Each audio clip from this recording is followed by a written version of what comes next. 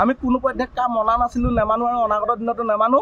লগতে আমাৰ আইন যিমান হেৰি হ'লেও আমাৰ আইন চলি যাব, আমাৰ আন্দোলন চলি যাব, এই সংগ্ৰাম অব্যাহত থাকিব।